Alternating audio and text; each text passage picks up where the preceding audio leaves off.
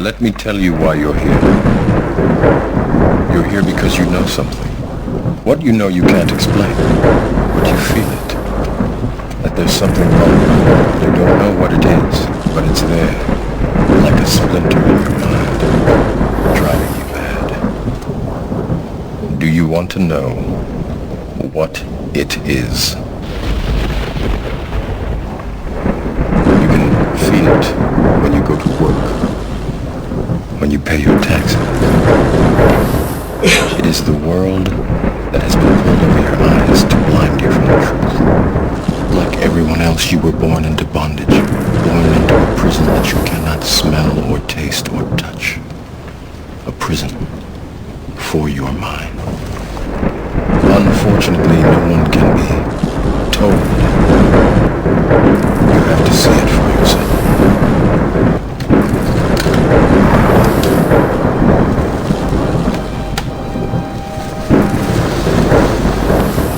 This is your last chance. After this, there is no turning back. You take the blue pill. The story ends. You wake up in your bed and believe whatever you want to believe. You take the red pill. You stay in Wonderland. And I show you how deep the rabbit hole goes.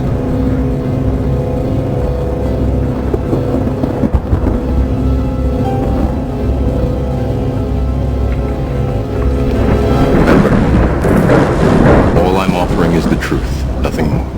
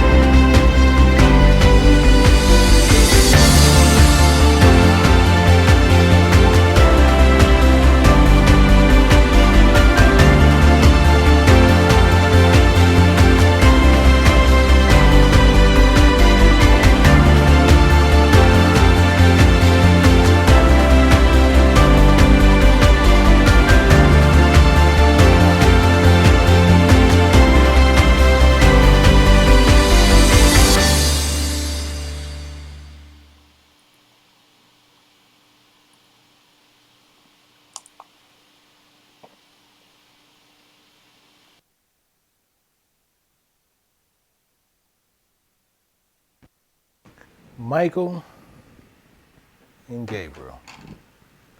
I gotta do one thing real quick. I'm getting the feedback here.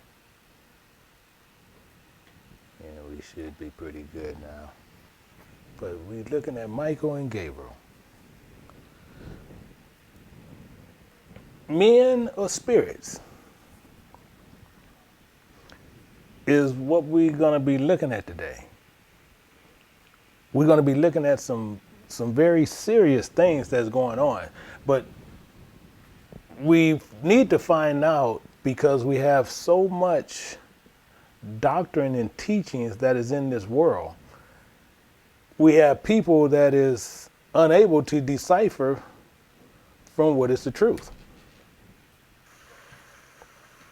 So we have this issue in not knowing who to actually go to. But the Bible tells you it's very, very important. It says, test the spirits and see whether it is from God. The Bible is not saying that for just any reason. It has reason to say and make the statements it makes. Why do I say this? Because today we have so many people that saying they Israel, not even Israel, and we have many of them teaching you different things. Many of them teaching today just really about logistics. Information and details of coordination of an operation involving Israel and others. Where they resided, how they was transferred. which tells you nothing about God. What you need to be doing. They will hint on the things of the Most High God instructions to pull you in, the bait that's on the hook. But then they'll wow you with images and pictures of us and tell you we are the people, and then proceed to tell you about logistics. They even debates on this kind of crap. They debate on logistics, on who was where at this certain time, and not telling you who are people in the Bible to know how to get right back with God. Are you following me? Because this is just keep going more and more and more, and it puts just convolute the entire area on the Bible. And people walking around saying where you're located and who was where at this time and that time, and we was over here, and not telling you what the Most High God told you what we better be doing. He didn't say teach logistics. He said you teach my commandments. So we have many people, and we have many of them that's out there who say they're Israel, and many of them tells you different things. We have some out there so popular to where they get to where they want you to support Patreon accounts and all these different things to where they saying they're trying to get the word out. They're trying to get it out. However, they don't teach you about logistics. See, the Bible tells you this. It says, let us make an oath with Yahweh. Let us, Israel, make an oath with Yahweh. And we will put away our wives, which we have taken of heathen. We done taken of the heathen with their children. Meaning what? See, the same way that they teach about logistics is some of the same ones that was actually put away.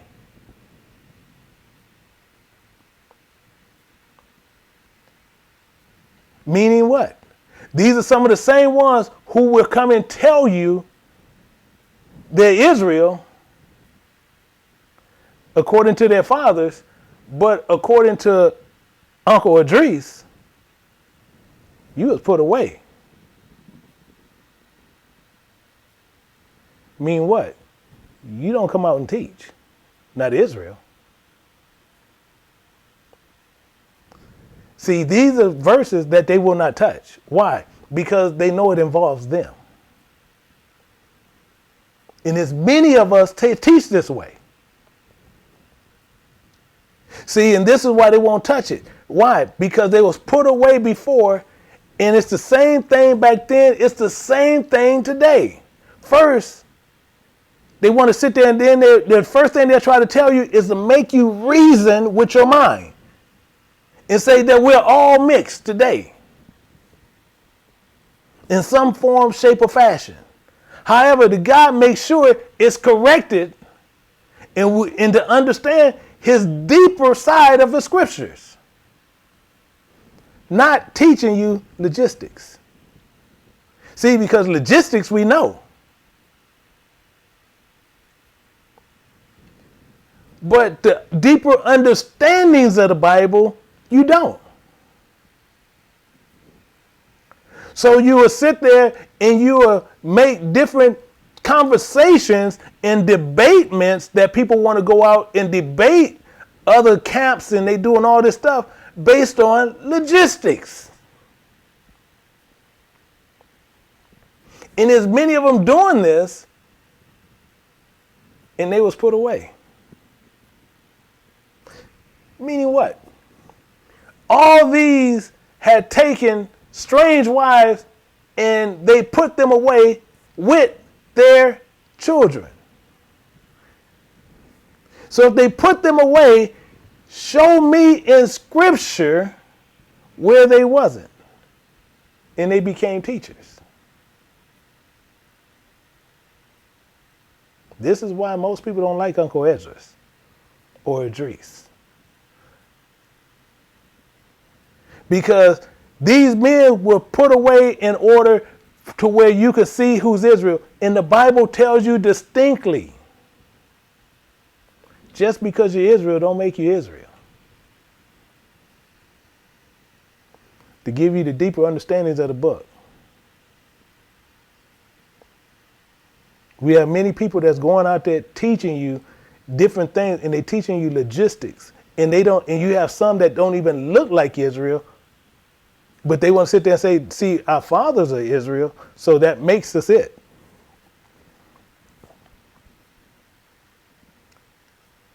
You remember the words of Uncle Idris. This is why they don't touch it. This is why they teach on logistics, because they can keep you away from what the truth is. Which brings us to what? The deeper underside. Why? Because we have to deal with Michael and Gabriel. See, Michael and Gabriel, are they spirits or are they men? See, they are clearly shown in Scripture to be special. A special what? See, are they ageless because they sing from the beginning to the end of the book?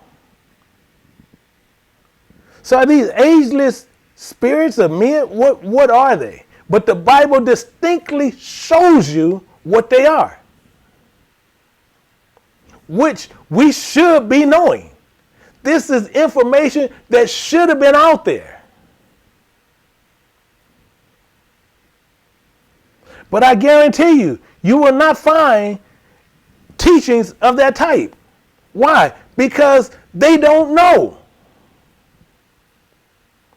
They want to teach you logistics.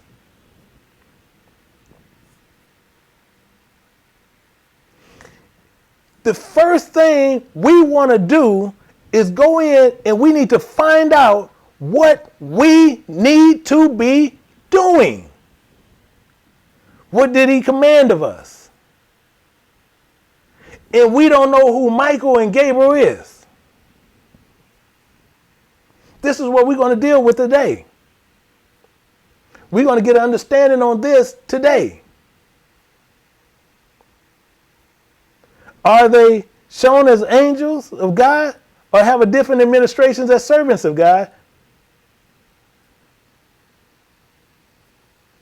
But we need to find out today who they are. See, one, we do know that Michael is more of a fighter. Gabriel is more of a messenger. But we need to understand who they are. Understand what are they. And we should have been knowing this, to where we can't know where we're going unless we know where we came from. We have to understand completely, if we need to go in this direction, we need to know where we came from.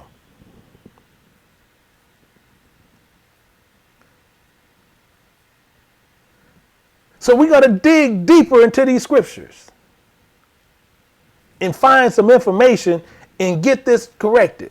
So I'm Elder Michael Johnson. Welcome to King James Bible University with the Lost Sheep of Israel. And I'm going to get the very clear understanding today. I also want to welcome that I know I have a sister, Yo-Yo, and my brother-in-law, Brother Mark, and I know that they might be joining today because they've been coming over. So I want to welcome them today because it's my brother-in-law and my sister. And I just want to just thank them for just coming over to where they can see what the truth is. What the truth is. We're going to find out some very things today that most people didn't know yesterday.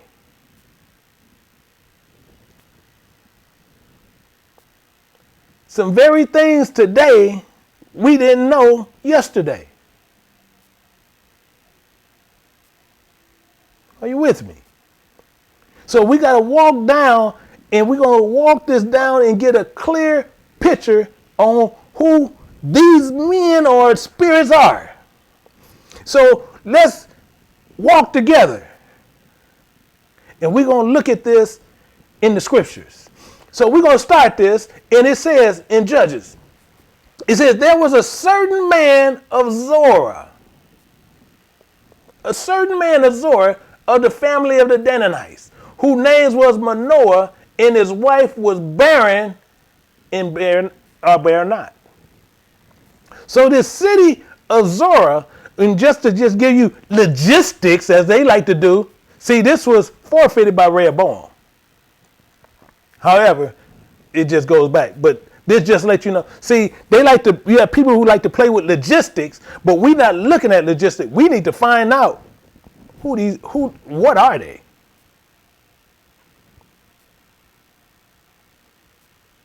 We need to find out what are they. So we know this certain man of Zorah, his name was Manoah, and his wife was barren. She had no children. But watch what happens here. And an angel of Yahweh appeared unto the woman, not to Manoah, appeared unto the woman and said unto her, behold now, thou art barren, and bearest not.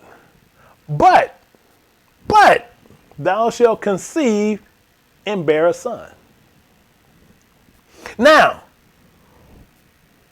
we have a focus here we need to look at. Not to sit there to play on well, let's look at this and see what it says in Hebrew. No, I can show you this in English. I can do it in Hebrew, but what for? It's not going to retain in your mind. It's not going to be understandable later. So what we're going to do, and what I do, we're going to tear that down and give you some understanding to where we can move forward. So I always like you to make sure you have a pencil and paper or pad ready and make a note. Make a note because we're going to find out something. It says, and the angel of Yahweh appeared unto the woman. So appeared is what we're going to focus on just here. See, because appear is an expression need to be looked at. See, it's an objective expressing some real qualities of things which is applied or attribute. Expressing of a quality ascribed to. For example, let's look at this. See, for one to come out of hiding and to show in public view, making his presence known, appearing. Are you following? See, the word appear is sometimes used for a title, name, phrases, expressions, but many times improperly. Appear is an expression, not an illusion of a magic trick. The same as your husband or your wife can be in the other room, and then guess what? They come in, oh, you started me.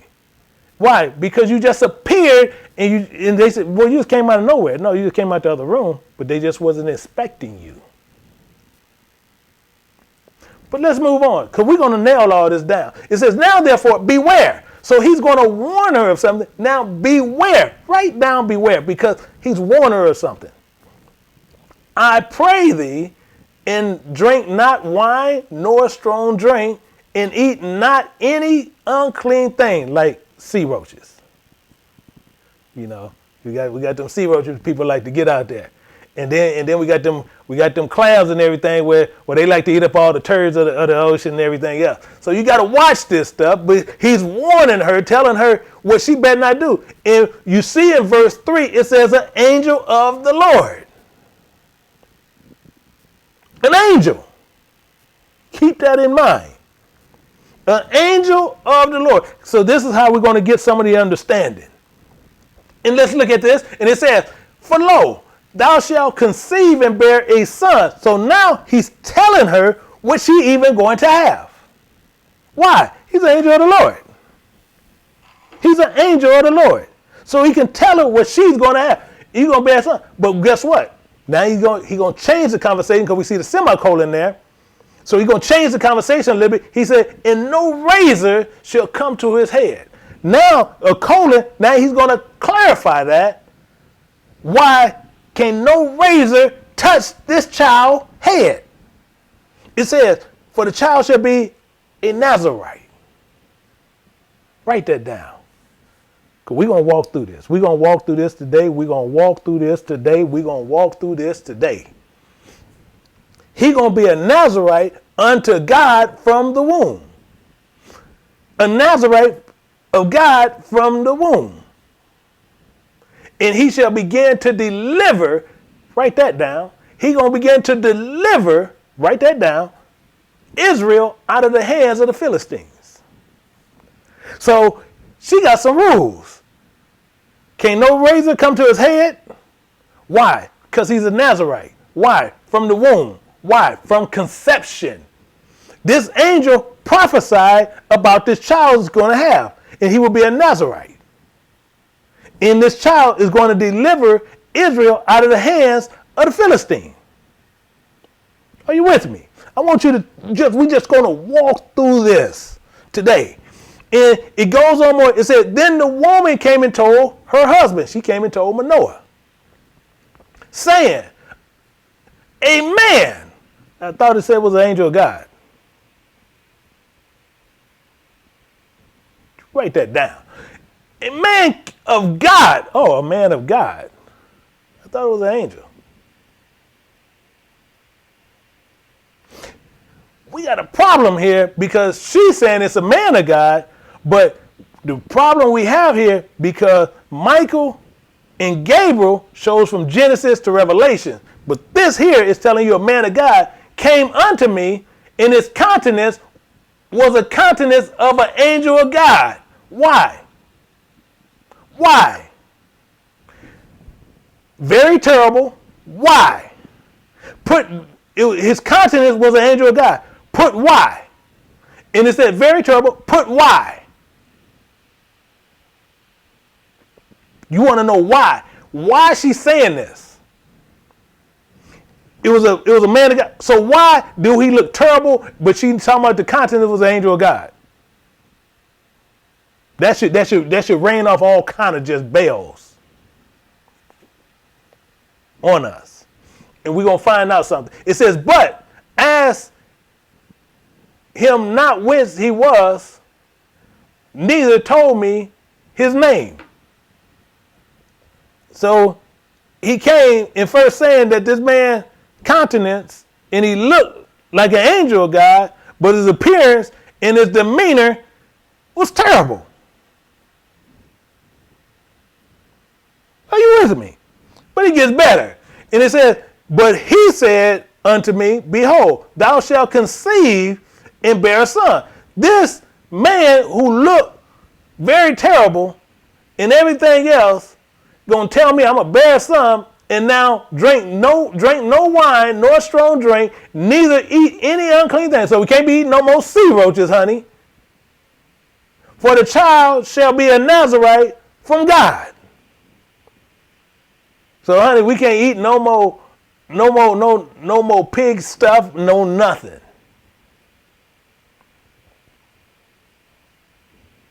Because this is what this man came. He appeared like God, but he's very terrible. And he said, the child gonna be a Nazarite of God from the womb to the day of his death. Are you with me? She's going to conceive this child, but the key is how he looked. So we got to get this right, because how he looked is how he looked. She's very terrible. You going to sit there and tell me you're going to talk about a man of God and he looked very terrible? Isaiah 53 verse 2, it says, and he shall grow up before them as a tender plant in the root out of a dry ground, and have no form, no comeliness. And when we shall see him, there is no beauty that should desire him. Why is that there? Very terrible. It had no form of good looking of his appearance. None. So why did he have this special appearance? Because he's a messenger and he had the countenance of an angel. Can you explain that to me? Because we got to march down through this and see even how we're going to look at some other things to understand how you will know how they were. And how they was able to choose these men out.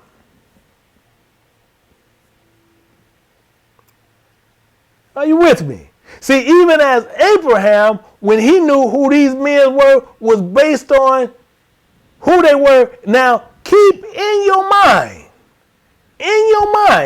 can't no wine or strong drink of the vine can come to a Nazarite lip. Write that down. Because we're going to get this, just like I say, whatever it says in the beginning, it's going to be saying the same thing in the end. He said, can't nothing come to them, no wine. Keep that in your mind. See, because same thing with Abraham when he offered them to eat and drink. So we know Nazarites cannot drink wine or eat anything of the vine or any unclean thing. So Abraham knew who these men were. How? How they appeared to him. See, even Abraham ran unto the herd and fetched a calf, tender and good, and gave unto the young men and hasted to dress it. So Abraham seen these three men, and then he went and ran and dressed it and did everything else. And watch what he took butter and milk in the calf which he had dressed and set it before them, and they stood by him under the tree, and they did eat. Really? Why they didn't have wine? Because they can't drink of it of the vine. So what were these men? Abraham could not bring certain things, but they ate.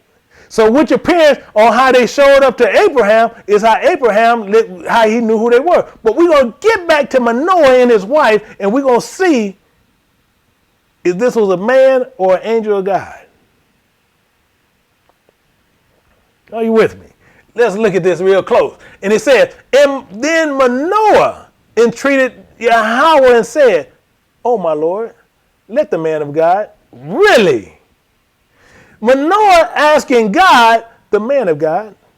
Manoah saying, oh my Lord, let the man of God. Are you with me? So either the woman don't know what she's saying, or Manoah don't know what they're saying or seeing. But he's saying he entreated the Lord and said, let the man of God, which thou send, come again, and teaches us what we should do unto the child that shall be born? Are we serious? So Manoah asking God, let the man of God, he sent him again. So example of Moses, many others would call him a man of God.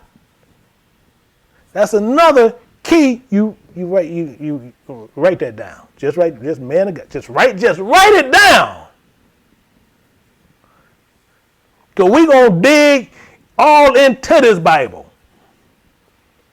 We not going to let Michael and Gabriel hide no more. Ain't no more, we can't find them. We going to find them. They can sit there and play that game all they want. They not going to be in the back room no more. We getting ready to put them in front. So the same thing with Moses is called a man of God.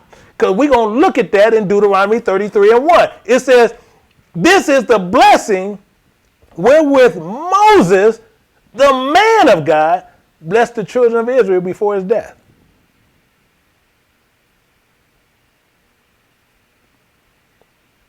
Meaning he must have the same appearance as what? As a Nazarite. Manoah wanted the Most High God to send this man who has an appearance of an angel to come again.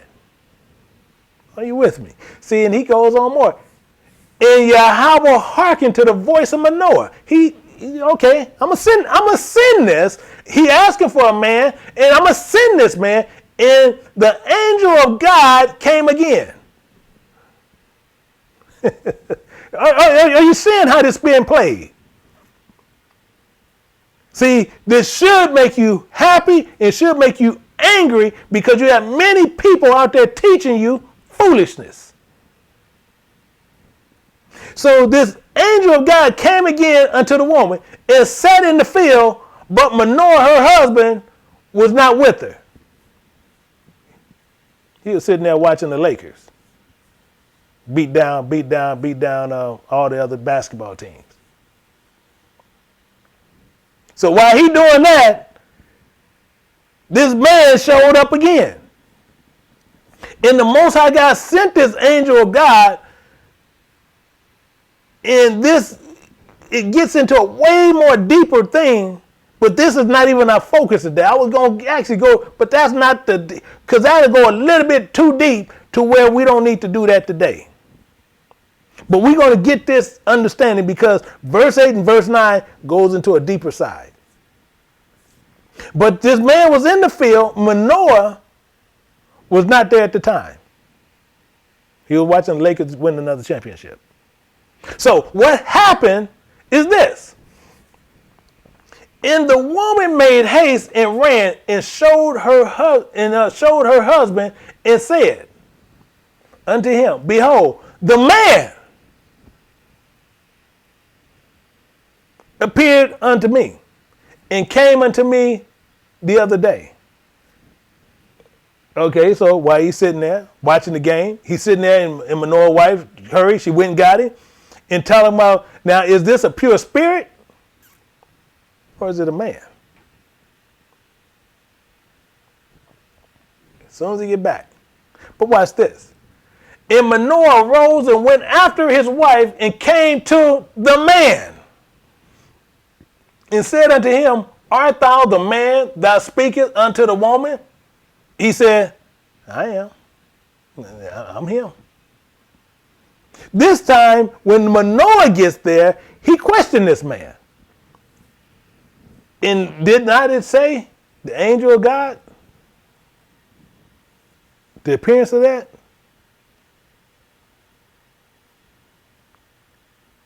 Because he's going to clear this up. He getting ready to make some clearances here. Because he gets down and then he says, and the angel of the Lord said unto Manoah. Are you with me? See, most of us not understanding how it switches back and forth, and see, because you have actual spirits and you have actual people, which are messengers. As angel is just saying the same thing as a messenger, but we have to understand on how it's doing it, knowing precepts. Are you with me? Because this angel of the Lord said unto Noah, of all that I said unto the woman, let her beware. Another warning. I'm going to warn her. I'm going to warn you too. I know what you like, but as I said, she may not eat of anything that cometh of the vine. That's why Abraham gave him milk. Are you with me? That's why he killed the calf, but he brought him what? Milk and butter.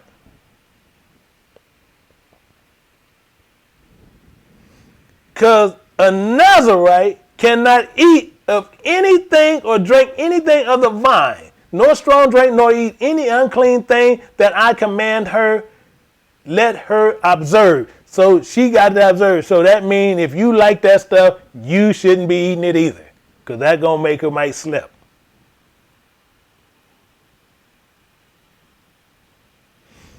So what ended up happening, the angel of the Lord, they said that, so what they wanted to do, so her husband wanted him to stay and eat with them. And this angel of the Lord, he wasn't having it. So he just told him, no, you just do a burnt offering to the Most High God. You just do that. But Manoah didn't know if this was a man or a spirit of God. A messenger of the Most High God, however, he wanted him to stay and eat. So again, was this a spirit or was this a man? Since his appearance was a man, then he's a Nazarite. No comeliness to come to him. Very terrible. Are you with me? So let's look at this. And it says, and the angel of the Lord said unto Manoah, though thou detain me, I will not eat thy bread. I don't want to eat that. And if thou wilt offer a burnt offering, thou must offer it unto Yahweh. Must. It's commanded. You got to offer it to him. For Manoah knew not that he was an angel of the Lord. You see how that flips it? You get how that flips. So this angel is what? You keep saying it's a man. So he said, you're going to delay me, and I would not eat of this bread. However, you can offer this burnt offering to the Most High. You give it to him. I'm just here to bring you a message. You never know if you're entertaining an angel or not.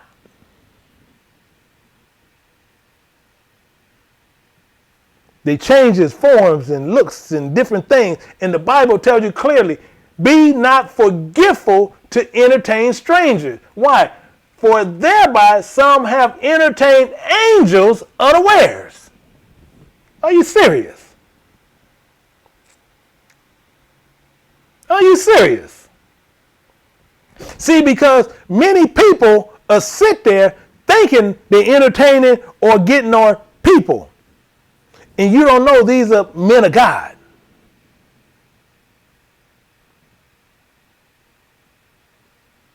See, because you're entertaining messengers of God, and these are angels of God unawares. See, not feeding the man on the street just asking for money. See, that ain't what they're saying. But you give to the messenger of God in what you're doing. But then you sit there, but then you see here, this man didn't ask for anything. He just brought a message.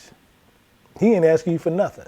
He just brought a message. He didn't ask for nothing, just brought a message. When he went to Abraham, they didn't ask for nothing. Abraham did it. But you have people out there asking you for money.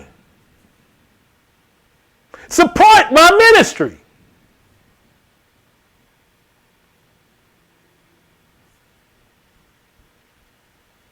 I just quiet just for effect. That's literally all I was doing, just for effect. Because we have to understand, what are you entertaining?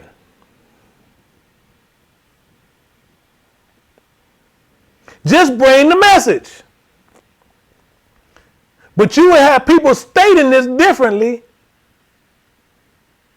to you. And you don't know how are they going to appear. How are they going to look? His appearance don't matter.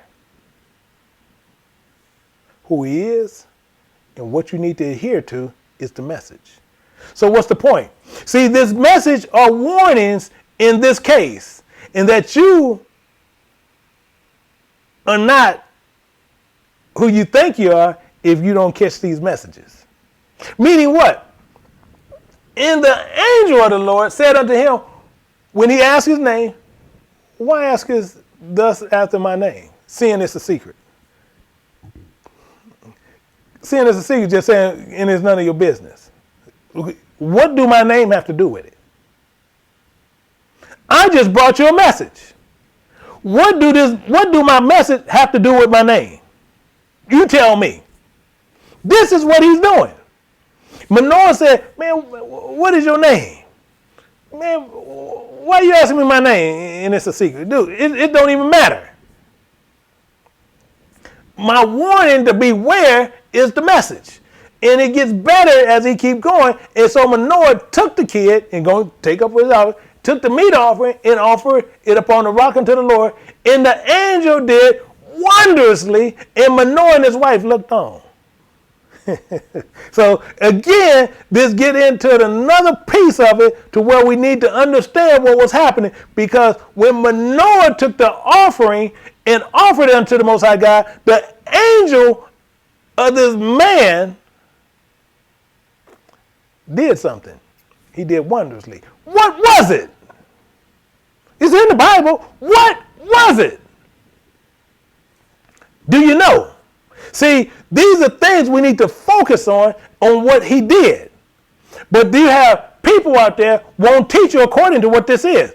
This is why I teach more privately, because the ones who really want to know God, I show you this stuff. See, this ain't something on a boasting matter. This is something to where, I'll tell you what, his heresy, and he said, do not feed pearls to swine. So it's a lot of swine that comes in and watches these messages to where they can go back and feed it up on their tables, and it's vomit to where they're just going to keep regurgitating it and then hairize it. So he said, don't feed pearls to swine. So I don't. So they'll sit there and, oh, well, he's boasting. No. See, that's why you're here. Because you're here because you don't know. And you're here because you want to know something to where you can take it back to the other swine and feed trash to them. Besides sitting there knowing what's for yourself and then get the understanding to where you can go show someone else who really trying to seek God. See, that's the logistics of this stuff. So we weed out as much as we can. So when they looked on, he did wondrously, and most people don't know what he did. But it's in the Bible what he did. This is what he did, and him and his wife looked on. And then it came to pass when the flame went up towards heaven from off the altar, the angel of the Lord ascended in the flame of the altar, and Manoah and his wife looked on, and they fell on their faces to the ground. Are you serious? So people say, well, we know this is a spirit because it ascended in a flame. That ain't what they're saying. See, again, we have to understand, and we're going to get these understandings. That's why I say we got to walk through. We're going to walk through this. We're going to just walk through it. Because it says, now the flame went up towards heaven. So you know it went to the sky. It's telling you right plain as day. It said, but the angel of the Lord ascended in the flame. Look at it. It's right there. I can't do no trick because he's saying the scripture. So if the flame went up towards heaven, so where in the world did this angel go? People want to teach you, we teach Hebrew and we teach Greek and all this, and they don't even understand the only language that's their first language is English. Because that ain't what that's saying, that he ascended up into heaven.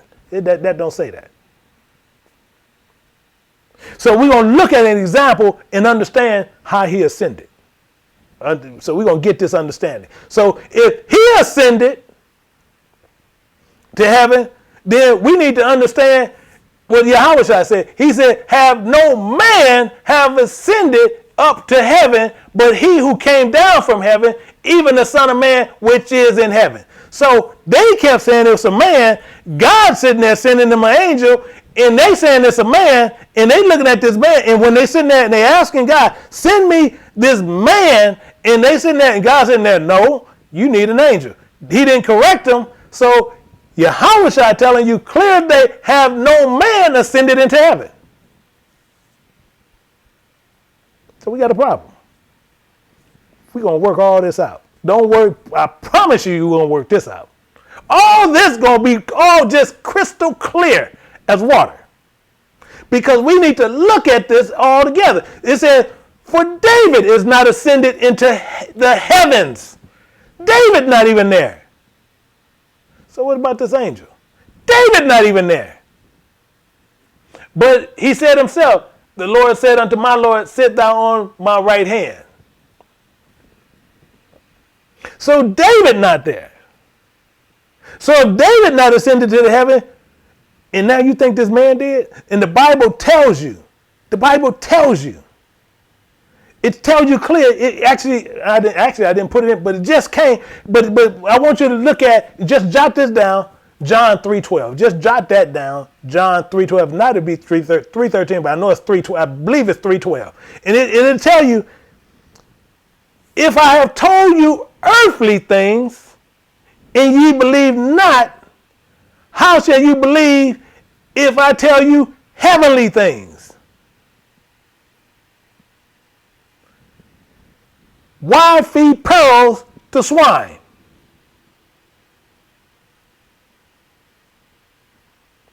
So when he ascended in the flame, all the passages saying he left. That's it.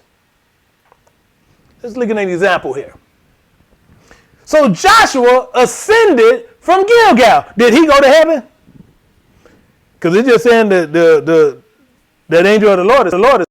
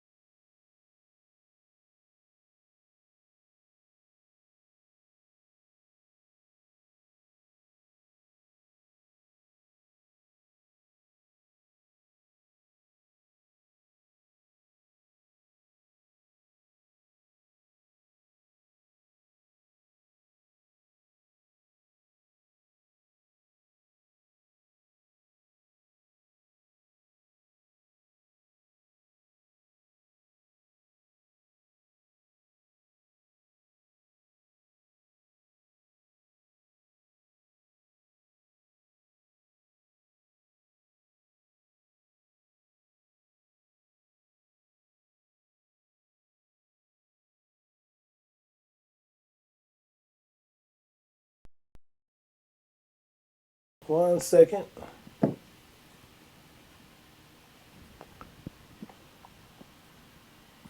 Let me see. Yeah, now the audio is back in. So I believe we should be okay. So we might have to go back to the other one. And I'm going to check one thing and see what's happening. Just one hot second, and we'll finish this up real quick. Yeah, you hear it now? Okay. Right. So what we want to understand is this here. So we got the sound back. I don't know why the sound went out. So I know they said at Joshua 7 to where we're going to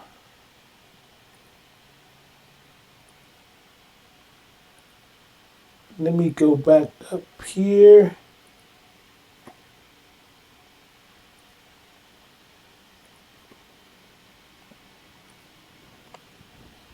Let me get this let me get this one part. And let me see okay, we can start it right there. Because I believe this is where they were saying where the issue was. And for some reason, I do apologize that the sound did go out. But we're going to continue this, and we're going to look at this at a more closer look. But the same thing where they said, well, let's move this over. Because I believe this is where we got to come to. Let me just make sure. Let me make sure 1 second. Because I see, boy, they don't want this one to come out. And yeah, 1 second. Let's go down through here. I just want to make sure we get everything because I had at 10:7. So we need to go to Joshua 10:7. Let me just make sure to where we got this understanding there. I want to make sure one thing. So 10, I want a certain one. So we'll crank it up right here. So we're going to crank it right here. And we're going to get this to go back through and understand what was happening on this. So we have to look back at this and understand what was going on with Manoah. So we're going to look at this from Judges 13:8. In Judges 13:8 is where we're going to look at, and I believe they saying it went out at 10:7, so it should have been 13:7 was where it went out. Okay, so 1 second. Let's see if we can get that. If it went out at 10:7, so it went out way back here. Okay, so we're going to go back up here, and we're going to get this at 10:7. So we're going to get back to 10:7 is when you're saying the sound apparently went out. So we're going to sit here, and we're going to go back through this part, but it's showing you here, it says, but he said unto me, behold, thou shalt conceive and bear a son, and now to drink no wine, nor strong drink, neither eat any unclean thing, for the child shall be a Nazarite of God from the womb, to the day of his death. So this is telling you clearly what this child is. He's going to be a Nazarite from the womb. Are you with me? See, because as we see this child is going to be a Nazarite from conception. It's also telling you how this child in appearance looked. Are you following me? See, because if we know how the child going to look, now we know what this child is about. See, because the same thing as we look at the same thing, it says, for he shall grow up before him as a tender plant and as a root out of dry ground. He have no form, no comeliness, and when we shall see him, there is no beauty that we shall desire him. So If he has no beauty, he has none of these things, so we know what he looked like. We know what's going on with him. Are you with me? So we need to understand. I just got one other thing, but I believe we good. So what I want to do, we want to look at this and understand that he has no form of comeliness or beauty in appearance. So same as Abraham, when the messengers came to meet him. When they came to meet him, what did they do?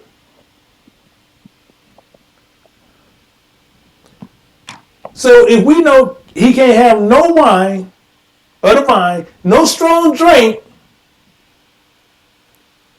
so how did Abraham knew who these men were? So that's what we was looking at, and we going back. And so when Abraham seen these three men, he ran out into the herd and he fetched a calf and a tender and good and gave it unto the young men, and they hasted to dress it.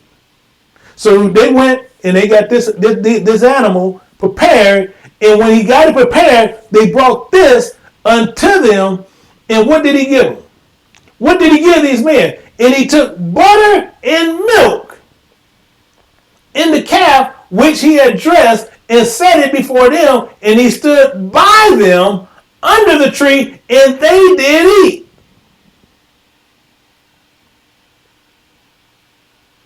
And they ate. So they had to look a certain way for Abraham to know who they was. Because Abraham brought out butter and milk in the calf, not wine. So they had to look a certain way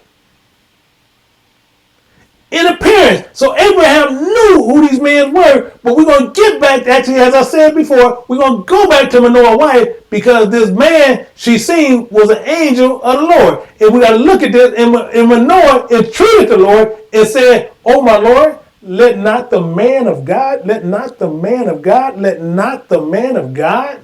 which thou doest sin, come again unto us and teach us what we should do."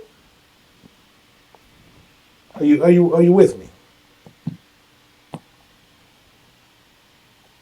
Are you with me? So we know here on what was going on. So they said, so Manoah entreated the Lord and asked for a man of God. So the same example as I said before, so even with Moses, it's saying what? This is the blessing wherewith Moses, the man of God, blessed the children of Israel before his death. Are you with me? See, are we seeing this here? So we seeing Moses was called a man of God.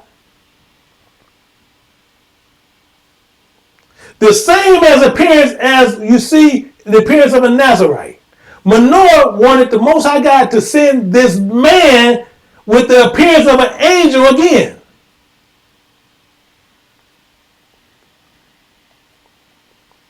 And God sent the angel of God to this man. So, as I said before, see, this has this 8, what we're going to get into, and when we see this, and God hearkened unto the voice of Manoah, and sent the angel of God, came again unto the woman, and he sat in the field, but Manoah, her husband, was not with her. So we see Manoah said to send me the man of God, and God know how to give good gifts. And he gave the gift, and what did he do? He sent the angel of God. Are you with me? So if he sent an angel of God, how did he send an angel of God? And the angel of God, and Manoah is asking for a man. So you're going to tell me God is confused? Is he confused? And this has a way deeper understanding here. Way deeper understanding. But that's not our focus today. This is not our focus today. But this has a deeper side of their understanding. So Manoah was not there at the time. Because he showed up again, but Manoah was back at the house looking at the Laker game.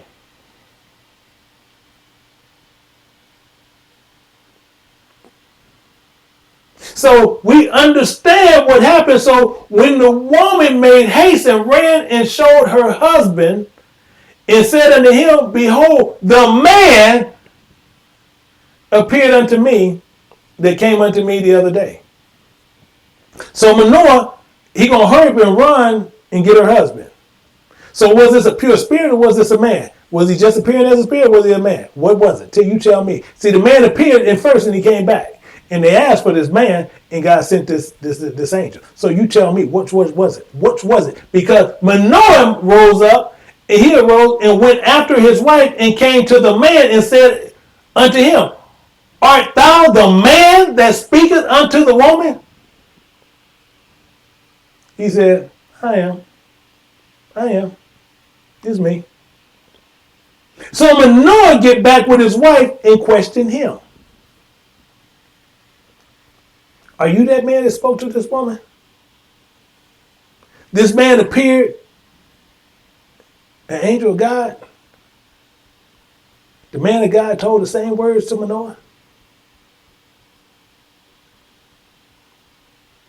Because he told the woman, his wife, she better beware. She better beware. And he gonna tell you the same things to Manoah. And the angel of the Lord said unto Manoah, of all that I said unto the woman, let her beware. So he's telling the same thing I'm going to tell her, I'm going to tell you. She better beware. Why?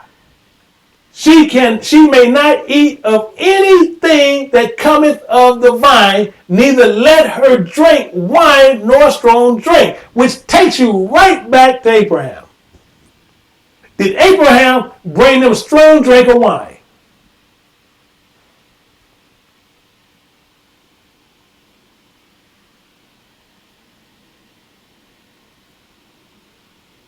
Only being quiet for effect. That's it. No other reason. But it said, nor eat any unclean thing. All that I command her, let her observe. So you can't have no sea roaches, no clam turds, no cockroaches, lobsters, no slime doodle, calamari. So you can't have none of this. She can't eat none of this stuff.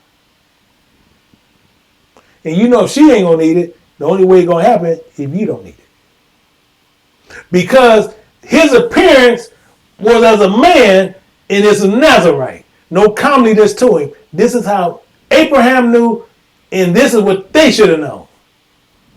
But watch what happens here. So they wanted to make him, and they wanted to eat with him, and watch what happens. He sit there and he talks to them, and he goes on. And the angel of the Lord, saying, you know, as a man, angel of the Lord said unto Manoah, though thou detain me, I will not eat thy bread. I ain't gonna eat it, bro. I cannot do it. Can't do it. I'm not eating here. And if thou wilt offer a burnt offering, thou commanded, offer it unto the Lord. You get it to Most High. I'm good. Most High gonna take care of me.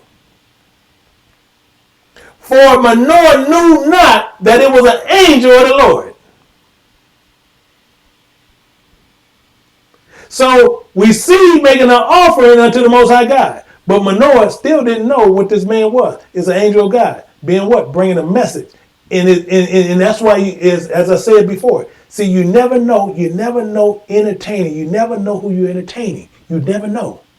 Why? Because it tells you, be not forgetful to entertain strangers, for thereby some have entertained angels unawares. Many have entertained these angels unawares. These are messengers of God. These are angels of God unawares. And saying it's not, so they're not feeding, so people are sitting there thinking they're feeding this man on the street and asking for money. So this man is asking for money on the street. He's not sitting there An angel of God just brings you a message. Gives you a message of God. Not sitting there asking you to support his ministry. That's not an angel of God. Angel of God don't sit there begging you for money on a Patreon account. They bringing you a message. How to get right with God. They're not sitting there, oh, help us with our ministry. We bring our ministry here. No, that's no. He's bringing you a message. So even when they try to be, no, I don't need your food. What you better do, you better beware and don't give your wife none of this stuff. I brought a message.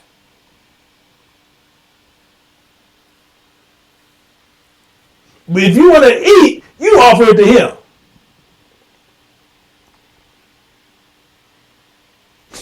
And it get better. See, his appearance and many other things don't matter. See, because you don't know how they're going to appear. You don't know how they're going to look. You don't know what they're going to look like or what form, shape, or fashion they're going to come in. You don't know. But you better adhere to their message. See, because it's not the man, it's what's in him that's giving you the message. And it's a warning. You better beware. Meaning what? And the angel of the Lord said unto him, because Manoah said, sitting there, well, man, I need to know, hey, man, hey, what's your name? What's your name, man? What's your name? Why thou askest after my name? Well, man, I thought we were going to be homeboys. Seeing it's a secret. It's none of your business. You listen to the message. What did I just tell you to don't do to your wife? And you asking me my name. Out of everything I just said, you gonna sit there. If you're gonna feed, give it to the Lord. You gonna sit there and I'm telling you what your wife better not be doing, and you gonna ask me, you got the nerve to ask me, what's my name? Didn't you guys ask the Lord to come for me to come back here? And you come back to ask me my name? Tell me this. When the mailman come to your house, hey, what's your name? You done brought me this piece of mail. What's your name? He's just a messenger. Don't worry about his name. It's a secret. Don't worry about it. It's none of your business. And then it went on, and Manoah took the kid. So he's going to take up the ark, took the kid offering, and offered it upon the rock unto the Lord. And the angel did wondrously. What was that? I already know y'all don't know. The reason why I know, see, this is not a boasting moment, but what this doing, this showing you we need to be focused on the word because he did wondrously. It tells you in the Bible. But we so caught up with people teaching about logistics and not knowing what this angel did. He did wondrously. And the first thing you'll get people, well, I don't know why you won't say it. Because I'll tell you what, the Bible says don't cast pearls to swine. Because if you tell them what they're doing wondrously and they show you, and I show you the precepts of it, them same pigs going to take it into a pig church of Satan and feed it to a bunch of more pigs, and they're going to trample over it.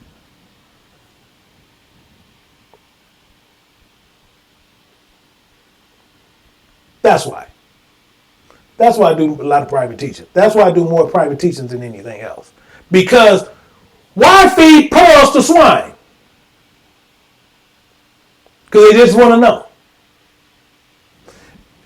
For it came to pass when the flame went up towards heaven from off the altar, the angel of the Lord ascended in the flame of the altar. And Manoah and his wife looked on, and they fell on their face to the ground. So again, what happened? Because the flame went up towards heaven, but the Lord, the angel of the Lord, ascended in the flame. So what happened? You tell me. Because it's telling you plain as day what happened. So the flame went up towards heaven, but it don't say he went up to heaven. It just said he ascended in the flame. So we need to know what this ascended business is. Let's look at this. Have no man ascended up to heaven. Weren't they asking for a man? Have no man ascended into heaven, but he who came down from heaven, even the Son of Man, which is in heaven. So no man ascended in there. So do you know they asked the Most High God to send this man again? And the Most High God sent that man. See, because Judges 8:13-8 tells you that. Have no man ascended into heaven. Now we're going to look at an example and show you something else. Let's look at this. Acts 2:34. For David is not ascended into heaven. And you think that man did? But he said himself, the Lord said unto my Lord, sit thou on my right hand. Are you with me? Are you with me?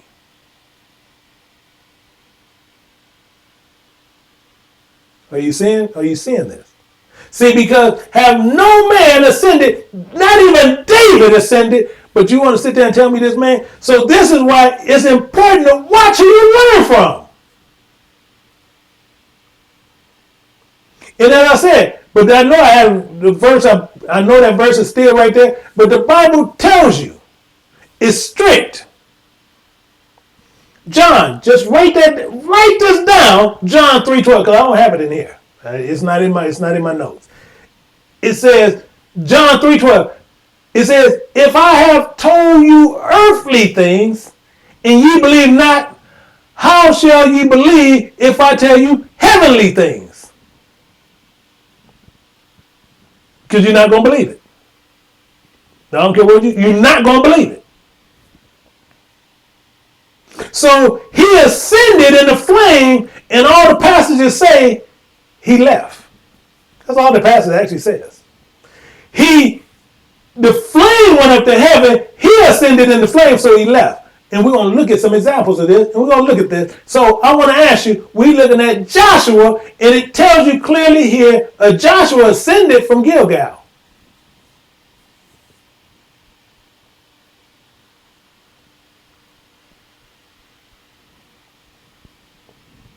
Are you with me? He ascended from Gilgal. And all the people of war with him. So did he ascend into heaven? Did he ascend into heaven? See, these are things we have to look at. We have to look at these, and we're looking at examples and showing you Joshua ascended from Gilgal.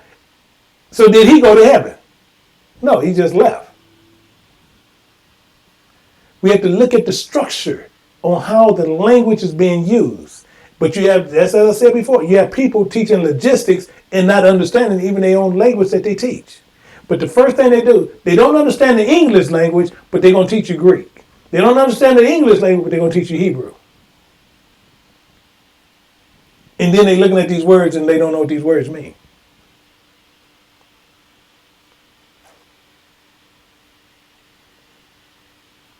So he ascended telling you the stories, and then we had the other example that we use here, and it says, now when Festus was coming to Providence, after 3 days, he ascended from Caesarea to Jerusalem. So the same thing is, after 3 days, so the same thing. Yeah, I wish I rose in 3 days, so did Festus go to heaven? Because he went to Jerusalem where the Most High name is. So did he go there? Did he go there? See, these are lies that's being taught today. These are lies today that are being taught by Gentiles. Gentiles teach you fairy tales, lies upon lies, and they don't fairy tale the Bible. They teach you things, and and you go and you look at all these movies and just lies. But what they do and what you don't realize is when you're looking at what they showing you, they showing you their spirit. Their spirit is dark. How do I say this? Because you can even look at their movies. Most of their movies is about death. They want to show you all these horror movies. It's all about death. And some of us like to say, well, I like scary movies. Okay, then guess what? Your spirit is clicking with their spirit.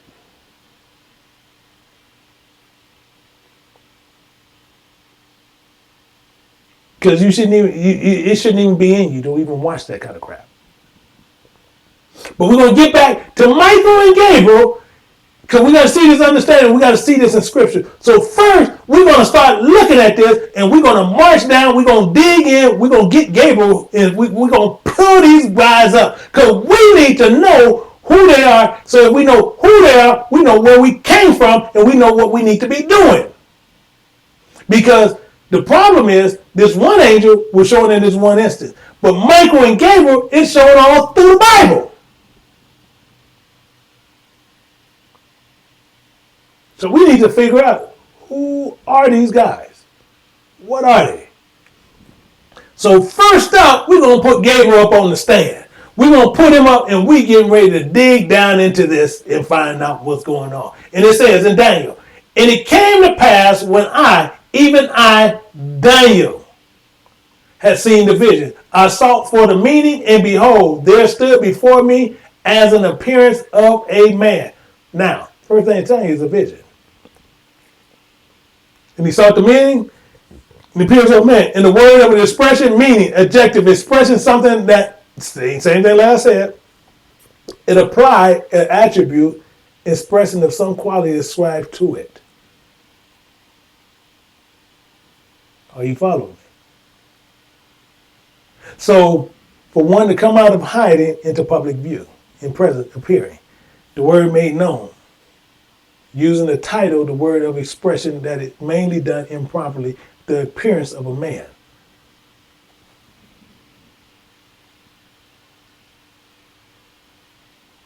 Are you with me?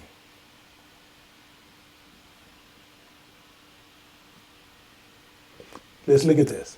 And I heard a man's voice between the banks of Uli, which called and said, Gabriel, make this man to understand the vision. So Daniel asked for the understanding. Gabriel is going to make him understand the vision. The voice said, Gabriel, make this man understand the vision. Again, what is Gabriel? He's a Nazarite. A man totally devoted as a servant to the Most High God. The same as Manoah and his wife found out later, even the man appeared to them was a Nazarite, an angel of God. So, why is one called Gabriel? Why is one called Gabriel? See, because we got to find out why he's called Gabriel.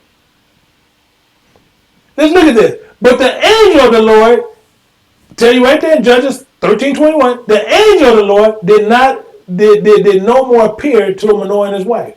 Then Manoah knew that it was an angel of the Lord. That was merely a man.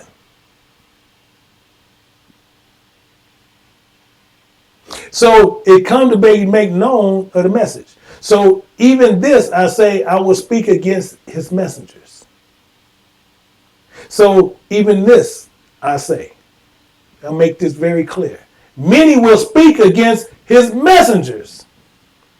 And as the angel said, don't matter what my name is. Talk about them, fat, funny, big, bald head, whatever you see, talk about them. Don't worry about it. But it's a problem that's inside the message. Because he makes this clear. And he says, whosoever speak a word against the Son of Man, it shall be forgiven him. It's going to be forgiven. Because that's not the purpose. That's not the problem. But it says, whosoever speak against the Holy Ghost that's in that man, it shall not be forgiven him, neither in this world, neither the world to come. Meaning what? Meaning what? You speak against him, it's going to be forgiven. Because that's not the point. Just the messenger. But when you open up the letter and read the message, you better listen to that. Because it's not going to be forgiven in this world or the world to come. Meaning what? Let's look at a better thing. See, this is one thing most people miss. Intel is what's inside. That's one of the favorite things. It's what's inside. Meaning what? So it means this. This is why so many Israelites is not going to make it. So many is not going to make it. Why? Because they think they're speaking against the messenger, and they're speaking against the word which he brought. So the Most High God can pick and choose who he wants. It's not your choice how he looks. It's not your choice on what he knows. It's not your choice on how he should come to you. He's there to deliver a message.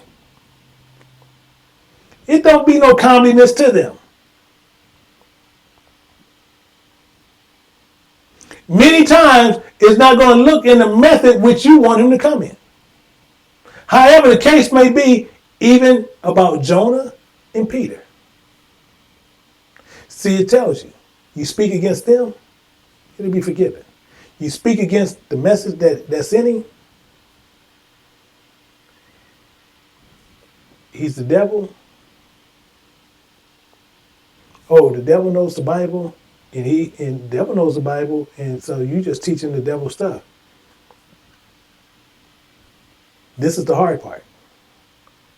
See, this is what people don't know. That won't be forgiven. Because the message that he brought was not of him. It was of God. And you spoke against him as you thinking you denouncing him on what the message is. And you denouncing God. That neither in this world or the world to come. Meaning what? You can close your Bible up and go burn it. Because that's not going to be forgiven. Hell is going to be your resting place. That's what that means. See, people sitting there thinking, well, I can speak against the man with the message that he has because I don't think he's teaching the truth. So I condemn all of it. You can condemn the messenger. You can't condemn the message. You condemn the message with the messenger. You condemned yourself. And later, as it's telling you right here, and this son's telling you this, whosoever speaks against the Son of Man, it shall be forgiven. You can talk about him all day long. But whosoever speaks against the Holy Ghost, that message that's in him, he said, because my message is in him, it shall not be forgiven. He's not going to forgive you for that. Neither in this world, today, neither in the world to come. Close your Bible up, ball it up, burn it. He's not here to play games. This is the problem why many of us not going to make it today. See, the words speaks is clear. It's separation of God giving you over to the devil because it's all blasphemy. So this is why they looked at this and it says, but when the Pharisees heard it, they said, this fellow doeth cast out devils by Beelzebub, the prince of devils.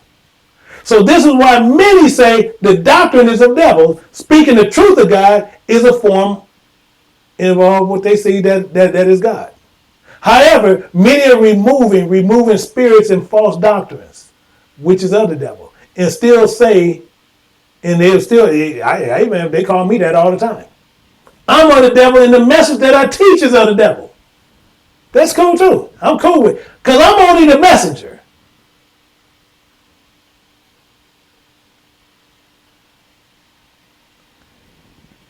So, you believe the teachings is of doctrines of devils. See, some I've been called Beelzebub more than the law allow. I don't know why I always say that, but because I don't know how many the law allow. So, but I've been called that I don't know how many times. Prince of devils. I teach with the prince of devils that do all these things. But as it says, you dislike the message, you can follow your Bible up. Because it's telling you clear as day, and whosoever speak against the Son of Man, that'll be forgiven every time. It shall be forgiven him, but you speak against the Holy Ghost, that word that he has, that message that one that's teaching the truth has, it should not be forgiven him. Neither in this world or the world to come. You'll never be forgiven. Meaning what? You might well live hellish anyway because you already know where your ending place is. Meaning what? Because you're speaking against all these other people. You're sitting there, you see people giving you truth. You see people trying to teach you truth. And you sitting there, you're accusing them. These are doctrines of Satan. Because what? Because we teach Old Testament and just showing you the truth. And then we show you the commentary in the New Testament. See, these are the things that we go through.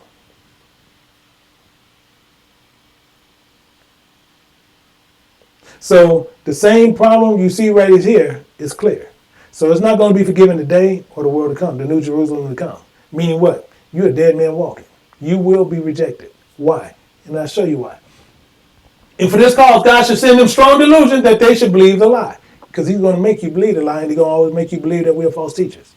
Anyone that's out there teaching truth, they're going to always make you see that person is teaching a false doctrine. Just on the message alone. So God's going to send them strong delusions so they can stand the mixed doctrines at the end. With them believing that they in reality is something else. Why? Because he makes this perfectly clear. And for ye know that this afterwards, that ye have inherited a blessing. So afterward, you would have inherited a blessing, but was rejected. You will be rejected. And he found no place for repentance, though he sought it carefully with tears. I don't care how you come to him after that. You can think it carefully all you want to. Why? Because you had the truth. The gospel came to you. It's not good news, it's a message. That's what Gabriel was about. And so when they bring this message to you, you choose not to do it. They call this doctrine of devils. You're not rejecting the man, you're rejecting God. That's it. The man is unimportant. So as you're thinking that you're going to receive the blessing of eternal life, you're actually not. You will be rejected. I don't care what you do. You can sit there and reason in your own mind today, saying, no, this is not true. This is not going to happen to me. Yeah, I'll tell you what. Because you had a strong delusion. That delusion is there. Because afterwards, when you come, who is it? This John Doe. Okay. Yeah, here to see you. I don't know you, dude. Yeah, you do. Remember all them good works I did? Dude, I just told you I don't know you. I don't know you. Kick rocks.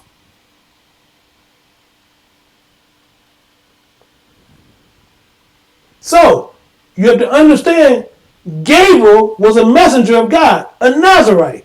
While Daniel was praying, we see this here. And while he was speaking, praying, and confessing my sins and the sins of my people Israel, presenting my supplication before Yahweh my God in the holy mountain of my God, what happened? Yea, while I was speaking in prayer, even the man Gabriel,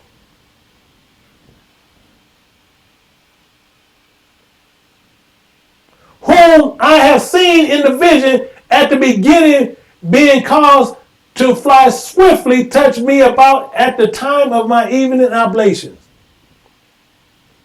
So is Gabriel a man or angel? It's telling you right there. But we're gonna get more into him. We're gonna get more into Gabriel because we're gonna find out what Gabriel is. And he informed me, and I talked with me, and said, "Oh Daniel, I am now come forth to give thee skill and understanding." Why? Because God told him to come give him his skill and understanding.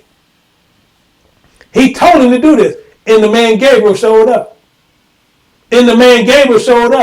So Gabriel has a meaning, and we need to know what Gabriel means to know who Gabriel is.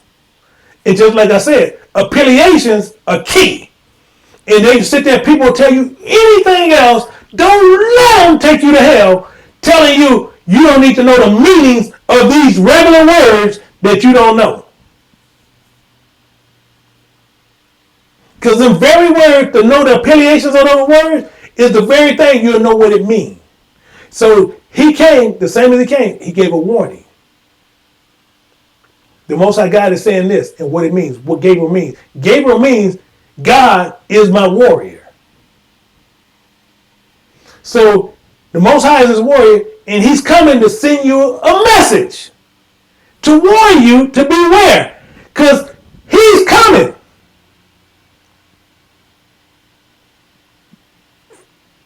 He's a messenger of God. He's a man of war. And Gabriel means God is his warrior. He ain't playing. We don't need to get broken off. See, and we got to understand this. The Lord is a man of war. He ain't playing. Yahweh is his name. He's not playing. You don't want to be on the other side. This messenger brings a message that is Most High is a man of war. So he's bringing you something. Sometimes it's good news, sometimes it's bad news.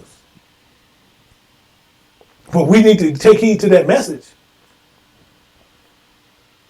Meaning what? And the angel said unto him, I am Gabriel, that I stand in the presence of Yahweh.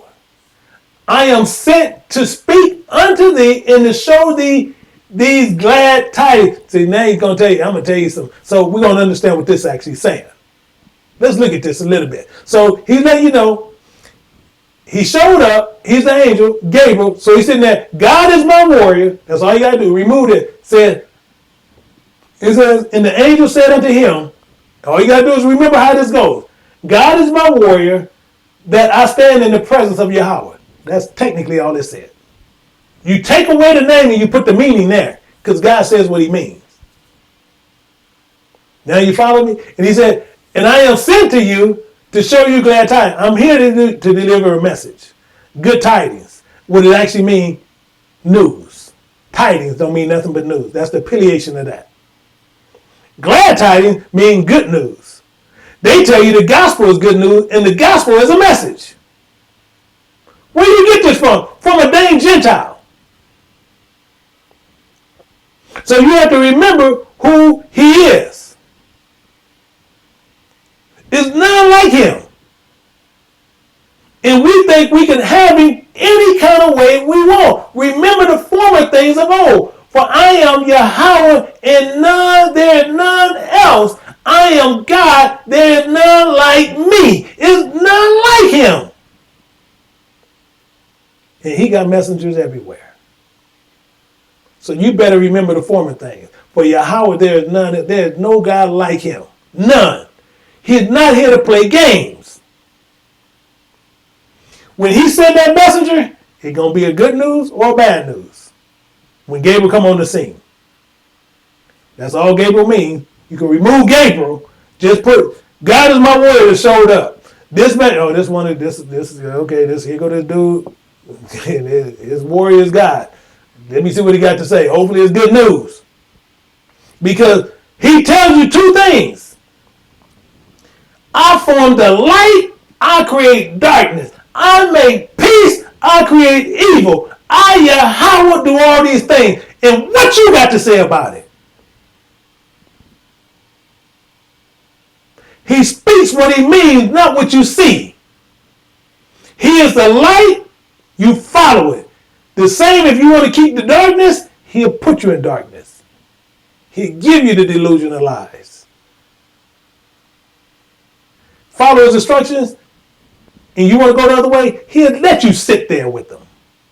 You stay with the false doctrine, he'll feed you with the lie, so when you get to the end, and you try to sit there and say, well, Lord, if I knew, that don't matter no more.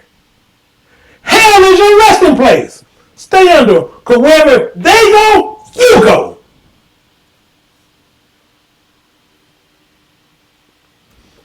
You was given a light as Gabriel. Theologians look at the name and don't even know what the name speaks in the manner of what it is saying.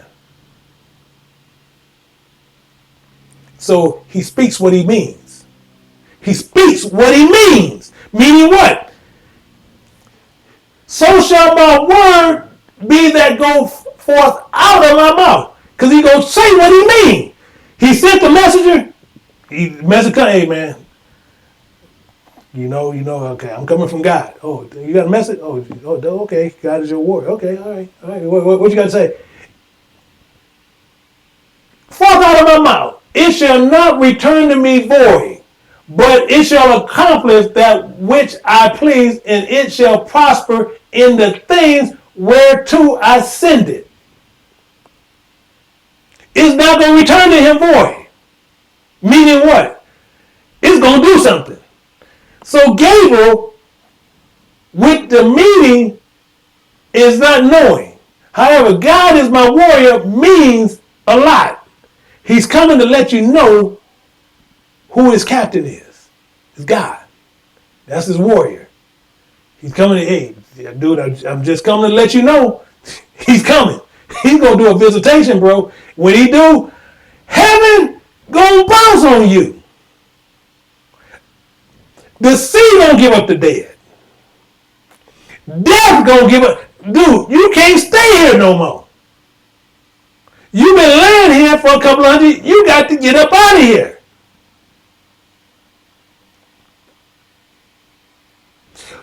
Which you got to see what the affiliations are or what these names mean to know what he's saying, to find out what the result, and to see how you can do these in the full completion in its fulfillment. Meaning what? Gabriel just is the front end of a name.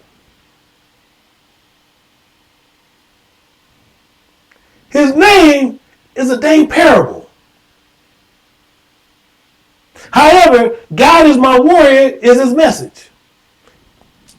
He's telling you when he shows up and says Gabriel. That automatically tells you. By the angel of the Most High God, he's the man of God, and he carry a lot of weight behind him. I got somebody coming behind me, man. I'm telling you, he's not going to be playing with you. Which brings me to Michael. I just so happen to be named Michael. I'm not trying to sit there and say, oh, this is who I know. None of that. But I am bringing a message.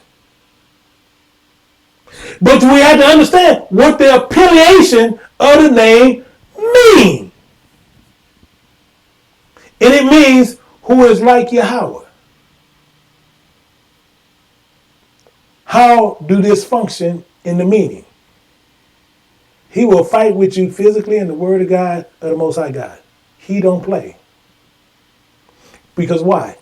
Because physical vengeance is the Most High God all the time. But he will use Michael, who is like God. Meaning what? Let's look at this, what he did with Gabriel. Then said unto me, fear not, Daniel, for from the first day that thou doest set thy heart to understand and to chasten thyself before Yahweh, thy words were heard, and I came for thy words. So Gabriel is telling Daniel, he heard it, and the Most High sent him to break it down to him. That's what happened. Now watch this. But the prince of the kingdom of Persia withstand me 120 days. So he gonna hold him up. But watch what happened. But lo, who like God, one of the chief princes came to help me, and I remained there with the king of Persia. Michael came on the scene, the function of the name. He came there. What does God say? He's a man of war. Michael came in and wasn't playing no games. That's how he works. The function of the name, not the particular person. Meaning what? At the time shall Michael stand up, that great prince, who is what? Who is like God, withstandeth for the children of thy people. Who is what? Who is like God. And there shall be the time of trouble, such as never since there was a nation, even to that time, that same time, and at that time when at that time thy people shall be delivered, everyone that shall be found written in the book. Meaning what? He's fighting only for those that are written in the book. It says a whole lot there. Meaning what? It's a lot he's not going to fight for. Because he's only delivering them that are found that's written in the book. You got book and you got books. Book. Who is he? Michael. Who is he? Who is like God, the warrior who stands up for the children of his people in the time of trouble. Who is like God, seeking everyone that shall be found in the book.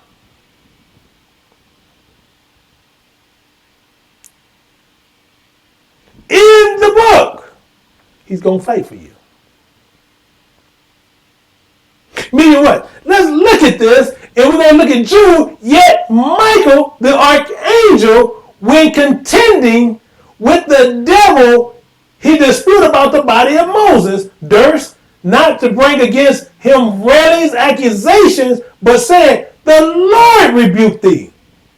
Who's like God? A warrior, chief of the army, contending, striving, struggling, opposing, debating, arguing in argument, quarreling with the devil over the dispute over the body of Moses, with the slanders and evil reports of Moses. However, Michael defended the man's body of Moses, saying what the Most High God did. Michael, who is like God, rebuked him the same as when he went and he got in the garden. What happened? And there was a war in heaven, and who is like God, and his angels fought with the dragon, and the dragon fought with his angels. Where? In the garden. In the garden.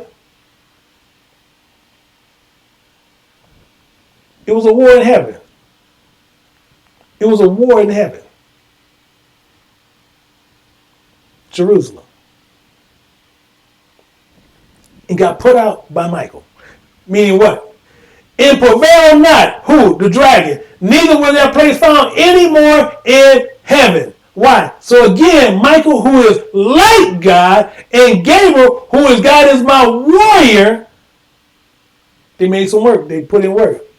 Gabriel gonna come warn you. Michael come on the scene. It's a wrap. It's a wrap. He's coming and he's gonna break off some things. But guess what? We got another one that's out here that people don't know, and is always misconstrued, and they want to sit there and say,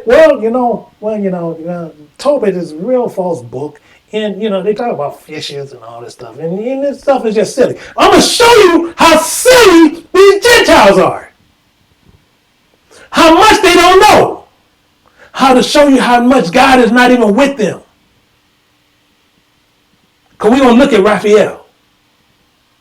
We're going to look at Raphael. We need to know who Raphael is and what he's about. Then he gave him the right hand and said unto him, seek thee a man which may go with thee while yet live. I will give him wages and go and receive the money.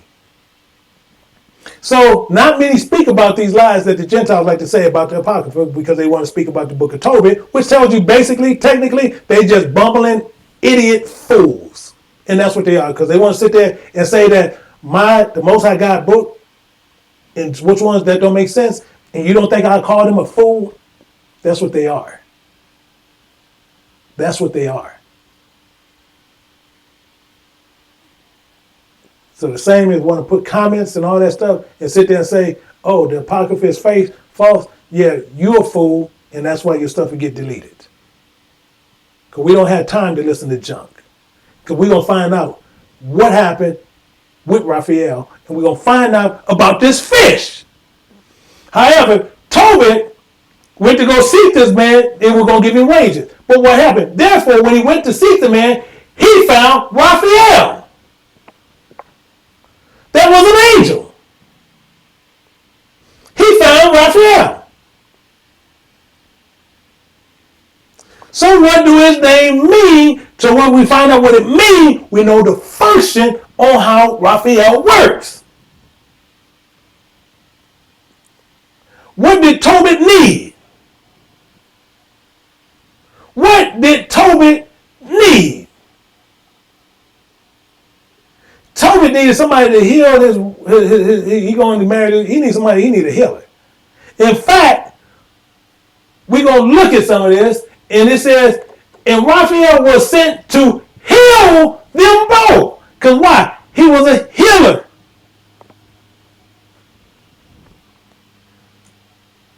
That is to scale away the whiteness of Tobit's eyes and to give Sarah, the daughter of Raguel, for the wife of Tobias, the son of Tobit, and to bind, and this is the catch, is Amodius. See, now this is the catch, because with Amodius, this is where stupid Gentiles' foolishness comes in. Amodius. See, an evil spirit. Amodius. I want you to understand how silly Gentiles are. See, because Amodius was a man. But we're going to look at this because she belonged to Tobias by right of inheritance. But Timonius, this man, is evil. He wanted her. Are you with me? Stay with me on this one. Don't blink. Don't close your ears. I ain't finna show you no trick and run you to another book. We're going to find out who this Amodius is, because she belonged to Tobias by right of inheritance. This self-same Tobit home and entered into the house, and Sarah, the daughter of Raguel, came down into her upper chamber. So we're going to find out something here. We're going to find out the big misconception. We're going to straighten all this out. Because she had 7 husbands. All that got ready to go into her, they died. They was murdered. By who? By Amodius. So this is why the man of God, the angel, Raphael, the healer, has such much of a misconception. Let's work this out. Let's get this worked out.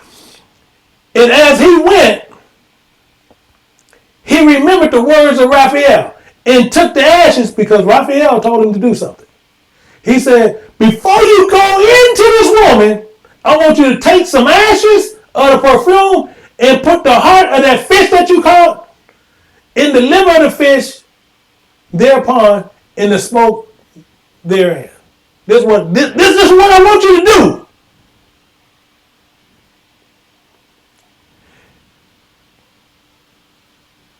The which smell, when the evil spirit has smelled, he fled unto the uttermost parts of Egypt, and the angel bound him. So he smelled and he fled from her, and the angel bound him. So, but if you look at verse 2, he said, what? Make some ashes. That smoke is a covering. Meaning what? Let's look at this real close. And when you come into the marriage chamber, thou shalt take the ashes of perfume and shalt lay it upon some of the heart and the liver of the fish, and it shall make it smoke with it. It's going to make a smoke. See, it's the same silhouette picture as you see as a covering when you look at Luke 135, and you got fools out there teach the other way. And the angel said unto her, the Holy Ghost shall come upon thee, and the power of the higher shall overshadow thee. Therefore, that holy thing which shall be born of thee shall be called the Son of God. So the same as we see here is the same when you're looking at that. So when you sit there and you see Ragu was married, daughter was married to these other men, but this evil man, the spirit, every time he wanted it, as he wanted it, it appears. So we need to learn what went on. Watch this. Watch this. Real weird what happened. Because she had been married to 7 husbands, and Ammonius, the evil spirit, had killed. It's telling you right there. This man killed him. Why? Before they had lain with her. So before they can get with her, he wanted her so bad, he killed him. So, doest thou not know, it said, that thou hast strangled thy husband. It's telling you right there, if an angel, if it was an evil spirit, he wouldn't have to strangle them. But he strangled them. Thou hast already had 7 husbands, neither was thou named after any of them. Are you with me? What the angel or evil spirit gonna do? Strangling. He just poof, dead. But he strangled him, letting you know it was a man. But it gets better. And it goes on. And then the angel said unto him, doest thou not remember thy precepts which thy father giveth thee? Precepts. Oh no, you gotta keep it in context. You gotta keep it in context. Silliness! Which the Father give thee, that thou shouldest marry the wife of thy own kindred. Wherefore, hear me, O brother, for she shall be given thee to wife. Make thou not reckoning of the evil spirit. Don't worry about this dude. For the same night she shall be given in marriage. Given thee in marriage. Don't worry about this, because I'm a healer. I'm going to take care of this for you. Just do what I tell you to do. Meaning what? And when thou shalt come into the marriage chamber, you should take that smoke, that ashes of perfume, and shall lay it upon the heart of the liver of fish, and thou shalt make a smoke of it. And told him to go, when you go in the marriage chamber, you do this, and you're going to see it's going to make a smoke. It's going to make a scent, and you're going to see what's going to happen. And the devil shall smell it and flee away, and never come again no more. Why? Because when that comes out, and he gonna know that he's in this woman, that smell, he gonna sit there like, what in the world is coming out this woman? Oh no. No way. Wait a minute. If I gotta go into this woman, this is what I'm gonna be smelling? Oh, H no. I'm going somewhere else. No, I don't need no woman who private part smell like this when I go in her. I got to bounce. This smell is unbelievable. I can smell the little scent but the kick behind it is too tough. I can't do this. So what do? He smell it and he flee. Never come again no more. But when thou shalt come to her, rise you both and pray to God, which is merciful, who will have pity on you and save you. Fear not, for she is appointed unto thee from the beginning, and thou shalt preserve her, and shall go with thee. Moreover, I suppose that she shall bear thee children. Now Tobias had heard these things. He loved her, and his heart was affectionately joined to her. This man sitting there couldn't take the smell. Oh, Lord, what in the world? Man, every time, I done killed 7 dudes, and man, because that's why they never laid with her. So before they could, he killed them.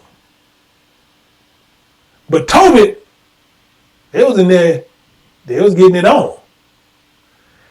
And that smell was hitting out of there. Oh, Lord, I got to get up out of here. So remember those words, and that it said, and when they had suit, they brought Tobias unto her. And what did he say? And as he went, he remembered the words of Raphael, and he took the ashes and the perfume and put the heart and the liver of the fish thereupon and made a smoke of it. And that smell, that smell was unreal. That smell was so unreal that evil spirit that smelled it fled away in the uttermost parts of Egypt. And the angel bound him. And that's where he bounded him at, in Egypt. Who? Raphael the healer. Nothing crazy. Nothing crazy. But they didn't know, talking about, well, you take what they do. See, Tobiah, the book of Tobit is so false, and they do this, and they take this, and they do this, and then they do this fish stuff, and they do all this voodoo stuff. No, it wasn't nothing silly, nothing stupid. They were stupid. Because all he said is, put this up on there. See that scent? See, he gonna know that's her scent. But I want you to put this on there too. So when he comes out, he gonna say, man, he's getting that, and it smell like that.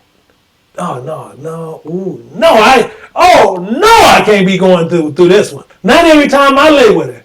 Not every time I lay with her, I'm not gonna go through this. Angel of the Lord, Nazarite, dedicated to God. And we got to get another. And Raphael sent to heal them both. That he's just a healer. He's an angel of God, and he is a Nazarite. That is to scale away the whiteness of Tobit eyes. Are you with me? So we have Raphael the healer. Michael is like God, a warrior. We have Gabriel is a warner of God, who is a messenger. These are the meaning of these titles, and they all belong to Nazarites, devoted to the Most High God of Israel. So you remember on how some are men and some are actually angels, but how do you know which is which? See, because we still don't know the spiritual ones that could show up.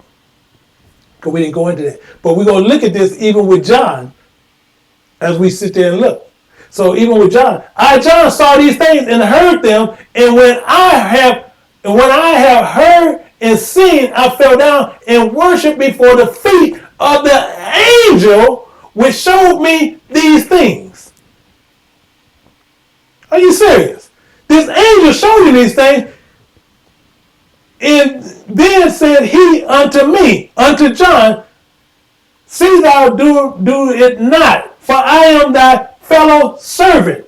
Who? And of thy brethren, the prophets. That's all I am.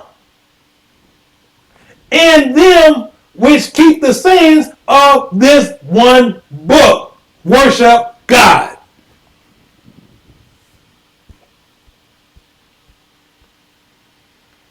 God has given you things to look for. You can be entertaining angels unaware bringing you a message. This is the problem today.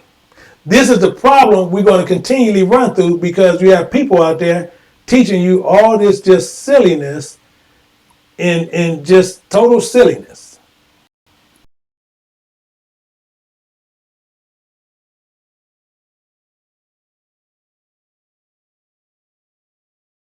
On a little bit of a problem here that we need to get corrected. And yeah, I think they got it. I don't know what's going on with this thing today. And but sorry for the pauses. The problem we're having with some of the issues with technical stuff. However, what we want to make sure is when you look at who are angels of God, they're messengers. But they sit there and see everyone that you've seen that was showing in there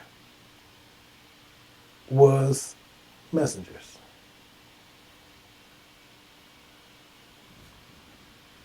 Here's what it is. But you have people who sit there and tell you everything else. Michael, when you see Michael in the beginning and going through the end, those are people who are like God. Those are Nazarite who is like God. But when you see messengers throughout the Bible, and anytime you see it mentioning Gabriel, these are messengers of God. He just said what he means. But you have but now you have people who is foolish, and a lot of them, even Israel's. They'll sit there and they'll come over and they'll tell you, no, that ain't what this means, that ain't what this means. But they ain't put no verse there to show or support anything that they say. So this is why it's so important to watch who you learn from. It's extremely important because, as I said, a lot of Israel is not going to where they think they're going, based on the silliness that they do, and based on how they commit themselves to where they're going to end up having a problem later. So hopefully that you guys you know, you go back, go over it. I do apologize for the going out of the audio, because that, it's something, but but we were gonna get it worked out. If not, I have another way to where I can get in there a lot quicker. But I was glad I was able to straighten that out. So as we continue, stay with the Most High God. Stay with Him. And the same thing I said, you need to understand what things mean, not looking on the surface on what something is saying. That's the most important thing. Because a lot of us look at just what the word says, and then they go here. They see what it says, and they'll go to a Blue Letter Bible, they go to Bible Gateway and Bible Hub, and they go there and they get a false doctrine. When all you need to do is look in the book. You look in the book and you understand the affiliations in the book, you can understand the book. It's really that simple, and you have to be a student of the word to make sure that you can get the word. And you have people who go through many different ways, and they just want to know the truth, and they just want to go here, go there, and they just run around. So my thing is this: you go through any teachings that I do, or any that any of my other elders they do, go through them, check them. Check them. If we go off, yeah, we have a right. Right, yeah, check us. But just saying that you don't agree based on what your level of understanding is,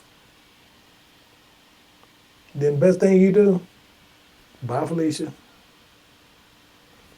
You go somewhere else. Because if you don't agree with what is being taught directly out of the Bible, we don't have the time to show you what this man said on this day means this. Look at this paper, because it agrees with you and agrees with your doctrine. And as I said, these people are Nazarites. So the focus of this, even of this message, was to understand what the deal is of a Nazarite. Meaning what? We need to know who Michael and Gabriel and Raphael is. We know who they are, now we know how they function. Because once that function comes, now you understand what you need to be doing. We don't know where to go if we don't know where we came from. These are men, when you pray to God, God sends you men of God to show you what the truth is. Are you following me? So these men of God that comes to you, many people want to reject them. The very ones that comes to you, you will reject. The very ones that teaches you truth, the very ones you're going to reject. Why? They don't look the way you want them to look. They don't dress the way you want them to dress. They have, they don't talk the way you want them to talk. There's many different facets that you're going to dislike. And you should remove that and just worry about the message that they're giving you. Because if you deny the message, once you pray to him and he brings and put the truth in front of you, and you refuse it, you say, oh, no. Okay, you're not refusing the man. You're refusing the message. He won't forgive you in this world or the one to come. Why? You asked for the truth. He brought it to you. And what did you do? You rejected it. I want the truth, Lord. Comes and presents itself. You reject it. Okay, what are you going to do? So now what are you supposed to do with that? This is one of our problems. This is our biggest problem today. So this is one of the things that we need to understand and really come to grips with ourselves. Because you have many of them out there where they want to feel that they know more, learn more, whatever they want to use in those facets. And the best thing what they want to do is teach based on logistics. and not showing you what you need to be doing. As I said before, you need to know and have a remembrance to where you know what you need to correct. So a Nazarite will come and correct those. He's just going to tell you what you need to be doing. You have some that a messenger will come and they will drink of the vine. Do that make him not a messenger of God? No, it still make him a messenger of God. But you have some that is totally devoted to God and drink not of the vine. And this is how you know who they are. So with that, I hope that you got some understanding there. Now you know that Michael and Gabriel runs through the entire Bible, but you got to look at what they mean to understand who they are. So you'll see a Michael here, see a Michael there, see a Michael there. These are men, these are warriors of God and who is like God. Why? Because they're going to bring judgment on you. Based on what they tell you, judgment's coming behind them. Why? When that false doctrine comes, Michael's coming through there. He's rolling through. Normally Gabriel will come through there. Try to warn you. Because when Michael comes, it's a wrap. He's going to bring judgment. Sometimes it's not fighting, the war and stuff like that, but he's bringing judgment. Meaning what? Letting you know you being condemned or not. And mainly he comes condemning. He's not one that you really want to run into. So with that, I hope that you guys got some understanding from it. As you continue to go through, I ask that each and every one of you guys continue to look at the word, to go through it, understand it, and as I said, you get a chance, later, you look at that book, look at that affiliation, that Precept Study Bible. Look at that and understand the words, because it's going to make you hone in on the first 5 books of the Bible. That's mainly what it's mainly set for. Other ones going to come behind it, but those you really need to understand. So with that, I ask that you guys enjoy the rest of your Sabbath, and as that you enjoy it, study, speak around, and Roger, before I forget, I do know a lot of people was asking about the class that we run in the back, and again, we subsided a lot of that because of a lot of heresy that was going on back there, so we subsided that. So I will be doing certain ones on certain days and with certain people. And we have some that's in there because what we do, we go into the deeper studies on a lot of stuff that we teach. And I show you more that's in there. Like same thing like for the example of Wondrously. We're going to understand what he did because the Bible tells you what he did. So we'll be doing stuff like that. But the reason why I don't show that in the front, one of the main reasons I don't show that in the front, because we take the same people who want to create the heresy, they like to take that and then they want to take that to people, charge people for it, but then to show you, look what I know. See, it's not about what I know. It's about you delivering the message. Not what I know and you need to give me this so I can go deliver a message to other people. So with that, I bid to each and every person that hopefully you enjoyed it. So until next time, I bid everybody a shalom.